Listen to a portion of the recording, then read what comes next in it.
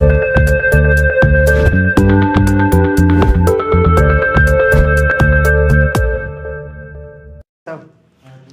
Friends, welcome in Bhadani classes. तो मैं आज जो टॉपिक लेकर आया हूँ वो क्लास 10th के सिविक्स का सबसे सेकंड चैप्टर ऑफ फेडरलिज्म का सबसे इंपॉर्टेंट टॉपिक है। वो है तुम्हारा क्या, what makes India a federal country. ये तुम्हारे एग्जाम के पॉइंट ऑफ व्यू से क्या है, बहुत ज्यादा मतलब इंपॉर्टेंट था। जैसे लैला के लिए मजनू इंपॉर्टेंट था, है ना, हीर के लिए रांझा इंपॉर्टेंट था और बाहुबली के लिए देवसेना इंपॉर्टेंट थी। तो उसी तरह से तुम्हारा जो है इस चैप्टर के लिए इंडिया को फेडरल कंट्री को कहते हैं, ये भी मतलब क्या इंडिया को फेडरल कंट्री बनाता है, ये भी इंपॉर्टेंट है। अब सुनो, एक बात मैं बताता हूँ। फेडरेशन जो वर्ड है कॉन्स्टिट्यूशन में कहीं पर भी जिक्र किया गया नहीं है, लेकिन फिर भी ये जो मतलब बेस्ड है, that is based on the basic principle of federalism, है ना। तो इसलिए बोलते हैं हम लोग क्या कि इंडिया को फेडरल कंट्री कैसे बनाता है। अब देखो क्या क्या प्रूफ है कि इंडिया को फेडरल कंट्री कह सकते हो। सबसे पहला, in India there are more than 2 level of government. यहां पर क्या है तुम्हारा, 2 लेवल ऑफ गवर्नमेंट से भी ज्यादा है, मतलब क्या तुम्हारे इंडिया में, that is central government, state government and local state government. तो सबसे पहला रीजन है जो इंडिया को क्या बनाता है, फेडरल कंट्री बनाता है।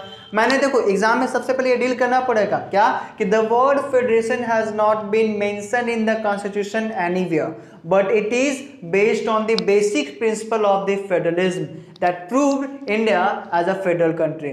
These are the 2 levels, more than 2 levels of government exist in India, है ना। कि ये क्या है तुम्हारा 2 लेवल से ज्यादा गवर्नमेंट है जो इंडिया में क्या करते हैं, एग्जिस्ट करते हैं।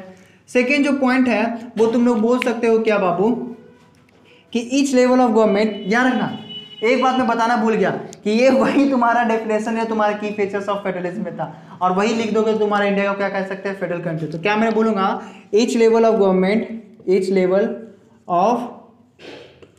Government has its own jurisdiction in matter of taxation, है ना, in matter of taxation, revenue etcetera. हर एक लेवल गवर्नमेंट जो है वो मतलब देखो, each level of government govern the same citizen but they have their own jurisdiction in matter of taxation, revenue etcetera. इससे भी ये प्रूव होता है कि इंडिया क्या है, तुम्हारा फेडरल कंट्री है। सबसे पहला तुम्हारा पॉइंट नंबर 3, जो पॉइंट नंबर 3 मैंने बताया था क्या, courts have power to interrupt in the disputes, है ना। Courts have power to interrupt in dispute.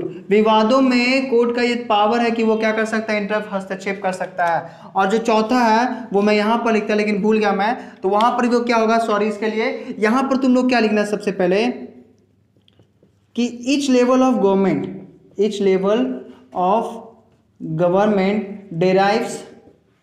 derives its power from the constitution. Each level of government derives its power from the constitution of India. जो हर एक level का जो government का जो power है वो ऑलरेडी मतलब हमारे इंडियन कॉन्स्टिट्यूशन में डिराइव किया हुआ है, ठीक है। तो ये सब जो रीजन है, these four reasons proved India as a federal country। तो अगर कोई पूछे कि what makes India a federal country, तो ये, लेकिन ये लिखना मत भूलना, क्या मैं बोला, वो जो फेडरेशन वर्ड है वो कहीं पर भी संविधान में मेंशन नहीं किया गया है, लेकिन जो संविधान है वो तुम्हारे फेडरलिज्म के बेसिस, प्रिंसिपल के बेसिस पर क्या है, प्रिंसिपल के बेसिस पर निर्भर है, ठीक है, जो प्रूफ करता है कि हमारे इंडिया में क्या है, फेडरलिज्म है। तो अगर ये वीडियो पसंद आया हो तो ज़्यादा से ज़्यादा क्या करना, लाइक करना, और कोई मैं कुछ नहीं बोलूँगा। तब तक के लिए जय हिंद, धन्यवाद, थैंक यू, मिलते हैं अगले क्लास में।